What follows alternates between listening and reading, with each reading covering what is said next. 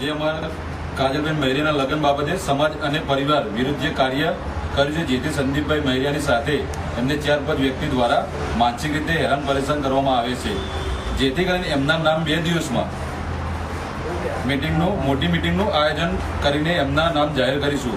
સંદીપભાઈ મહેરિયાને full support કરવા વિનંતી. જય ભીમ. જય ભીમ. જય ભીમ. જય હિન્દ, જય ભીમ, જય વિયતમાં.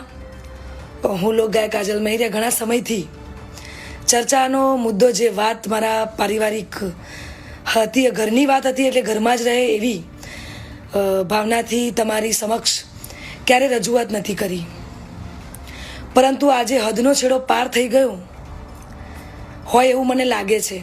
આજે વિડીયોના માધ્યમથી જણાવું છું કે ગત તારીખ 10/10/2025ના રોજ મેં મારી મરજીથી અને પૂરી સ્વભાન અવસ્થામાં ભારતીય સંવિધાનના નિયમો અનુસાર ભારતના સ્વતંત્ર નાગરિકતાના નિયમ મુજબ પુખ્ત વયે મેં મારી મરજીથી અલ્પેશ જોડે લગ્ન કર્યા છે.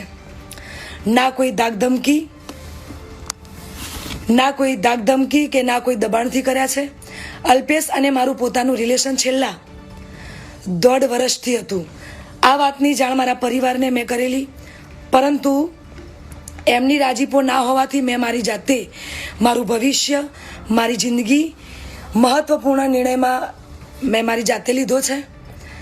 એ બાબતે મારો પહેલો ઘણો કે છેલ્લો ઘણો જવાબ આજ રહેશે અને આજ હશે. તો ખાસ જણાવું છું કે અમે બંને રાજી ખુશીથી રહીએ છીએ. હું મારી આ પર્સનલ વાતમાં ના કોઈ સમાજને કે ના કોઈ વડીલોને ગેરમાર્ગે દોરવા નથી માંગતી. એટલે હું સનાતન ધર્મમાં માનું છું અને સનાતન ધર્મ પ્રેમી જનતા પાસે સાથ અને સહકાર માગું છું. અને ખાસ એ વાત કે હું ધર્મ પરિવર્તન કરવા નહોતી માંગતી, એટલા માટે અત્યાર સુધી હું ચૂપ હતી.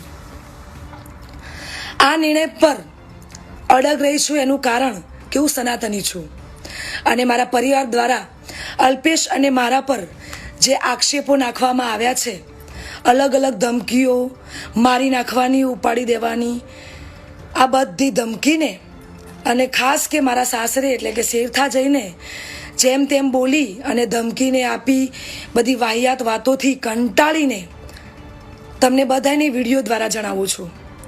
અને આજ પછી આવી કોઈ પણ ફાલતુ વાતોનો મારે જવાબ આપવો પડે એવું હું જરૂરી નથી માનતી.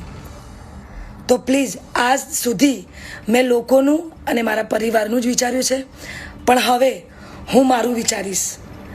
આ ઉપરાંત કોઈ પણ ખરાબ કોમેન્ટ કે હેરાનગતિ પહોંચાડશે તો ભારતીય ન્યાયતંત્રની મદદથી કાયદેસરની કાર્યવાહી કરવામાં આવશે. જય હિન્દ, જય ભીમ, જય વિહતમાં.